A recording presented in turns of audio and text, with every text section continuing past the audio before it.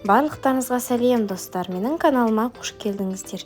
Бүгін хит болып жатқан чизкейктердің бірі дубайский чизкейк жасайтын боламыз.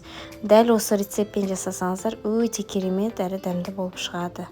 Міндетті түрде жасап көріңіздер.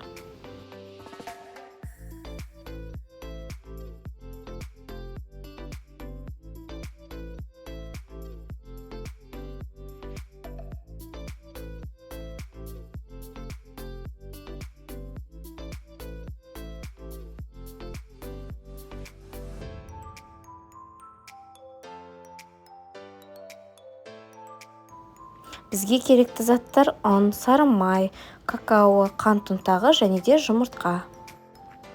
Ең алдымен сары майға қант ұнтағын қосып, араластырып аламыз. Содан кейін жұмыртқаны қосып, тағы да араластырып аламыз.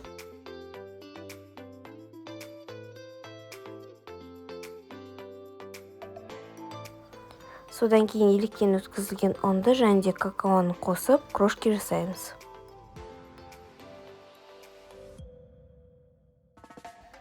Қамырымыз дайын болған соң 20 диаметрлік формаға орналастырамыз. Ең алдымен астыңғы жағын орналастырып, содан кейін бортиктарын жасап аламыз. Қамырымызды формаға орналастырған соң 200 градусқа 10-15 минутқа қамырымызды пісіріп аламыз.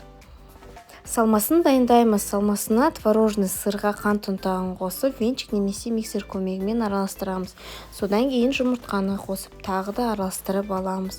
Толық араластырып біткеннен кейін 33 немесе 35% сливкиді және де жүгері крахмалын қосып, массамыз біріктігенше жақсылап араластырып аламыз.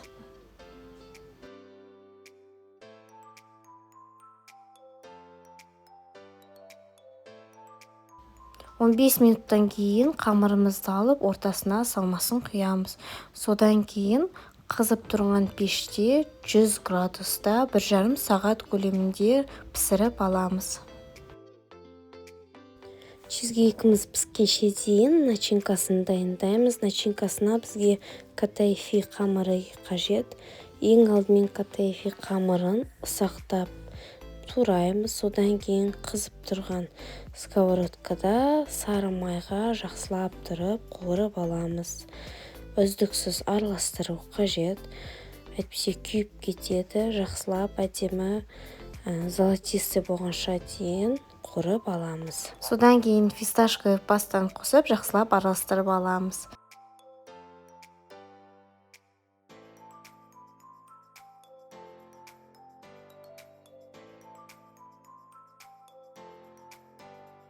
Видеода көріп тұрғандарыңыздай жақсылап тұрып араластырып аламыз.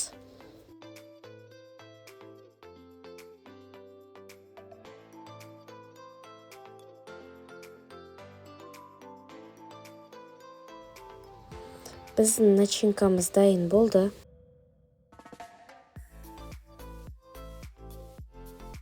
Чизкейкті духовканың ішінен алмай, астына суы бар ыдысты қойып, яғни водяной баняда тағы да жарты сағат ұстаймыз. Чизкейкіміз жарты сағат өткен соң духовкадан алып, содан кейін толығымен суытқан соң, содан кейін барып, бетіне начинкасын саламыз. Начинкасын толығымен бір келкі қылып орналастырып аламыз.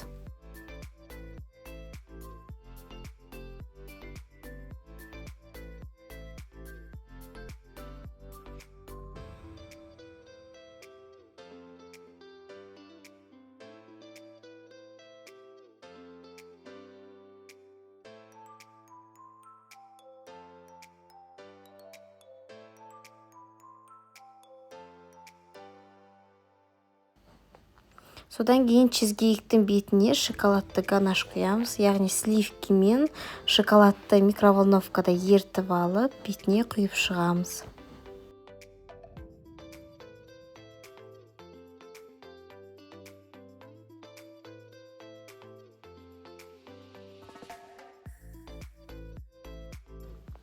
Чизкейкті толығымен суытып, содан кейін тураймыз.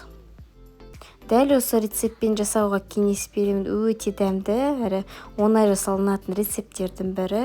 Видео ұнаса, менің каналыма тіркеліп, лайк басып, комментарий қалдыруға ұмытпаңыздар. Келесі видеода кездескенше.